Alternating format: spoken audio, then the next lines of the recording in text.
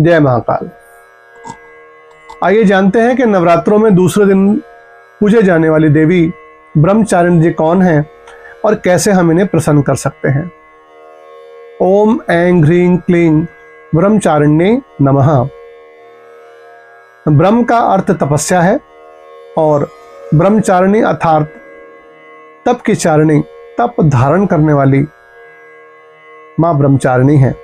माँ का स्वरूप पूर्ण ज्योतिर्मय और अत्यंत भव्य है। इनके दाहिने हाथ में जय की माला है और बाएं हाथ में दिव्य कमंडल में दिव्य जल भरा हुआ है। नवरात्रों के दूसरे दिन माँ पार्वती के ब्रह्मचारिणी स्वरूप का स्वाधिष्ठान चक्र में ध्यान करके इनकी साधना की जाती है। संयम, तप, वैराग्य और विजय प्राप्ति की दायिका माँ ब्रह्मचारिणी ही हैं। देव ऋषि नारद के उपदेश से इन्होंने भगवान शंकर को पुनः पति रूप में प्राप्त करने के लिए कठिन तपस्या की। मां ने इस तपस्या में 1000 वर्ष केवल फल फूल का सेवन किया। उसके बाद 100 वर्ष केवल शाक पर निर्वाह किया। कठिन धूप, खुला आकाश और वर्षा के थपेड़े सहते हुए 3000 वर्षों तक केवल जमीन पर गिरे हुए बेलपत्रों का सेवन किया और कई हजार वर्षों तक निर्जल निराहार रहकर शिव प्राप्ति के कठिन तप में मां लीन रही।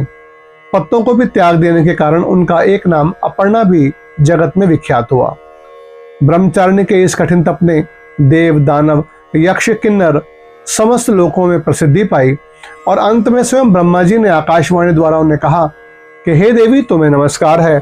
आज तक ऐसा किसी ने भी कठिन तप नहीं किया है। यह केवल और इसका एक अंश मात्र आपके और अनन्य भक्तों के द्वारा ही संभव है। आप चंद्रमौली भगवान शंकर को पति रूप में प्राप्त करेंगी, मेरा आपको यही वरदान है।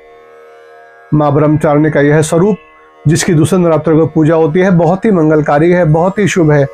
मां ने श्वेत वस्त्र धारण कर रखे हैं और घोर तप करने के कारण मां के चेहरे की शोभा देखने वाली है। भगवान शंकर को पति रूप में प्राप्त करने के लिए माता पार्वती ने कठिन तपस्या की थी। इसी कठिन तपस्या के कारण मां को तपस्चारिणी या ब्रह्मचारिणी के नाम से पुकारा गया। ऐसी मान्यता है कि मां ब्रह्मचारिणी की पूजा से संसार की समस्त सिद्धियों की प्राप्ति होती है। जिस प्रकार का तप भगवान शंकर को प्राप्त करने के लिए माता ब्रह्मचारिणी जी ने किया, वह कठोर तप आज तक मां के अलावा कोई नहीं कर पाया और शायद कोई कर भी नहीं पाएगा। इन्हीं कारणों से नवरात्रों के दूसरे दिन मां ब्रह्मचारिणी के दर्शन करने से, केवल दर्शन मात्र करने से समस्त मनोकामनाएं पूर्ण होती हैं और मां की कृपा से मोक्ष मिलता है। मां का पूजन अर्चन करने से जीव अपने जीवन में कष्टों को आसानी से सह जाता है और सहने योग्य बन जाता है।